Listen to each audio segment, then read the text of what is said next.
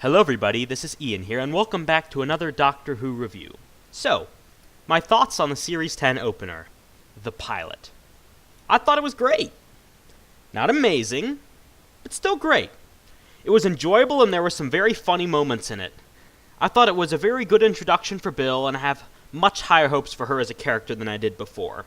Of course, I would still have preferred she not be a normal 20-something girl from modern-day London, but at least they made her an interesting, normal 20-something girl from modern-day London. I'd go as far as saying that in this one episode, she's gained more character than Clara did in her entire 3 seasons. So yeah, it did a good job introducing Bill. The direction by Lawrence Gough wasn't standout amazing, but it was good. It served its purpose in the story, and there were definitely some very well-shot moments, especially when the villain was around. The music was also decent, also not amazing, but once again there were some very good moments. Once again, when the villain was around. I thought the writing was very good, and the relationship between the Doctor and Bill was very believable and enjoyable to watch, and there were some incredibly funny lines, like when Bill asked the Doctor why he ran like a penguin with its ass on fire.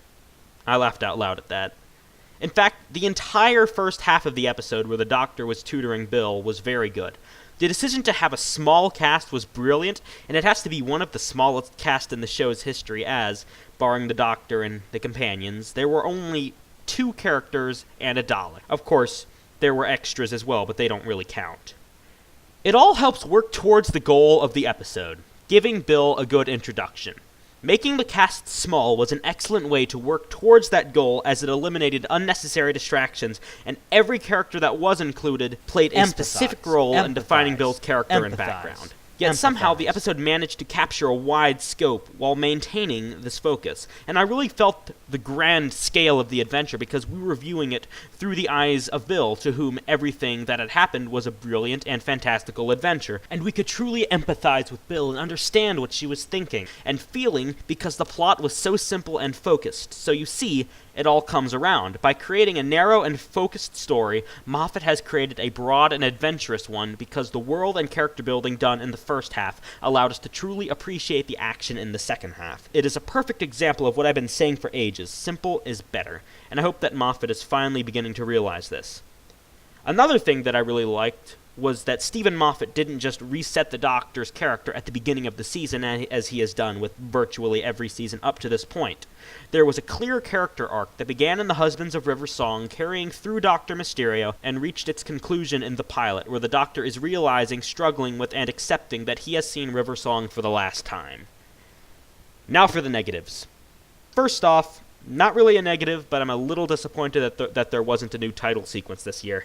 I know it's only been 3 years with this one, but I think that every Doctor should have at least 2 different title sequences, but that's neither here nor there. Anyway, back to the episode at hand. I've already mentioned in my title review that I'm not a huge fan of the title The Pilot, as there is already an episode called The Pilot, and now, having seen the episode, I definitely think the original title, A Star in Her Eye, was a much better and much more fitting title for the story.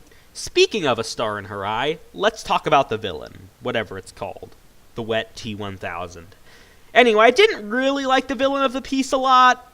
Not to say it was bad, but I just didn't think it was given the time it needed to fully develop.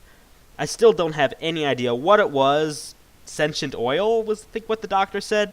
There are a lot of unanswered questions. Why did it attack Heather? What was its overall purpose? Where did it come from? Why didn't anyone notice a spaceship landing and taking off in the middle of a university? Why did a spaceship land at a university? What gives the T-1000 its ability to mimic people? It single-handedly took down a Dalek, for crying out loud. We need to know more about it. But at the end of the day, it just felt kind of shoehorned in, like the writers realized that the episode needed an alien, so they just stuck one in at the last minute. I honestly feel that the episode would have been much stronger had it not had an alien at all, or have Heather be the alien all along. Cut out the middleman, if you will. But the reason why the villain was so weak was probably so that the episode could focus on introducing Bill, which was definitely a good decision, as it is more important to get a good start on the person who will be the next companion than making the one-off villain feel like more of a threat. And who knows, maybe it will come back later in the season and we'll learn more about it then.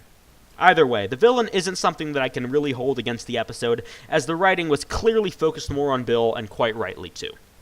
Also, Heather. I thought that she was a decent character and the actress was good, especially when she was playing the T-1000. She did like the creepiest smile ever in that one scene where the Doctor takes Bill to the other side of the universe. Yeah, that was a creepy smile. My only real complaint with Heather is that I think she could have used more screen time before she became the T-1000 so that the audience could get to know her character a little better and learn a bit more about her so that her ultimate fate would be a bit more meaningful. Even just one more scene would have made the difference to allow us and Bill to get to know her better, because as it was, Bill's feelings toward her seemed much more powerful than they should have been, given that they had only talked like 2 or 3 times, and 2 of those conversations were directly related to talking about a weird puddle. If we had been given time to know the character better, it would have been much easier to empathize with Bill when she died. But once again, I think these were sacrifices that were made to give Bill more screen time, which also, again, was the main purpose of the story. So, again, I can't really hold it against it.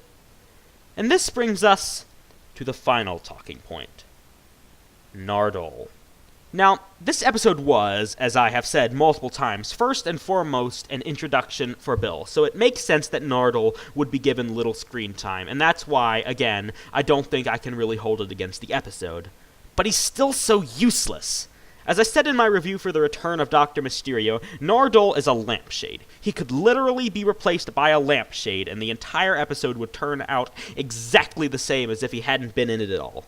He just sort of wanders on screen every now and then and delivers a quote-unquote witty line, and then kind of wanders off again. Again, this was Bill's episode, but The Return of Dr. Mysterio should have been Nardole's. I haven't given up hope on him completely, but it is dwindling fast. I think it's going to be up to Jamie Mathieson at the end of the day, because he is really good at dialogue. He wrote Clara's best episodes in Seasons 8 and 9, so I'm hoping he'll be able to do Nardole in Season 10. Or perhaps Stephen Moffat is writing him with no character or purpose by design. I'm calling it now. Nardole is going to get turned into a Cyberman in the season finale. It's clever, see? It'll look like Moffat took it upon himself to kill a long-running companion, when really, he specifically designed a character that no one would be sad to see die. Anyway, the pilot is a solid story that served its purpose admirably, and did not attempt to tell any more of a story than it needed to, and excelled because of it. While overall a fairly routine piece, it did everything that it needed to do, and nothing that it didn't need to do. It was both a good adventure piece and a good character piece, a nice, simple, but interesting story, and one that I'm happy to say I think I will be revisiting in the near future, because it really was just one of those stories that you can just put on and watch for fun, and I think it will definitely go down in history as one of the better season openers. You did good this week, Moffat. You did good. So, overall, I give it an 8 out of 10. Now to see how my wishes for Season 10 compared to reality. Number 1. The 12th Doctor is given consistent in-character writing. While it wasn't the best I've ever seen the 12th Doctor, it was definitely more in character than a lot of other episodes he's been in, so I'll give it a pass. Number 2. The Doctor faces consequences for Hellbent. No. But I didn't expect it or want it to. This episode was about Bill, and if the Doctor does face consequences for Hellbent, then I want it to be further along in the series so that we can first get to know Bill and set up the series story arc and stuff like that, and then we can get down to business with punishing the Doctor for Hellbent. So I can't give this episode a pass, but I also won't give it a fail. It gets a skip. 3. The Doctor is not Space Jesus.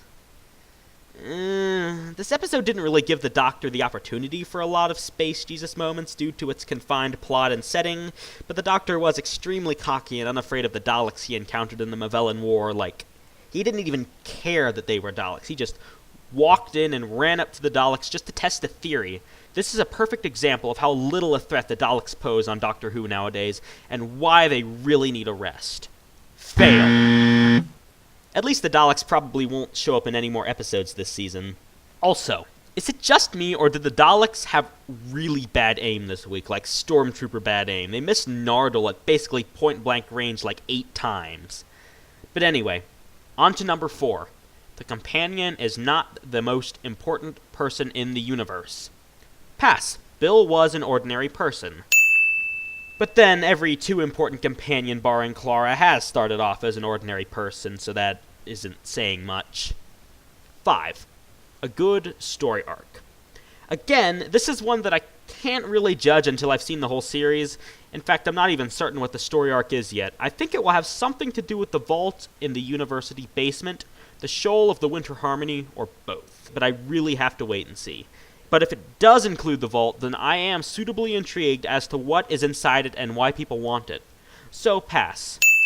Now Moffat just needs to make sure that he actually makes this mystery a solvable mystery and not just a random series of unsolvable clues, or have no clues at all and then give a shocking twist revelation in the series finale.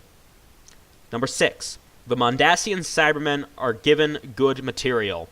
Skip. It doesn't apply to this episode. Number 7. No dated references. The episode is clean. Pass.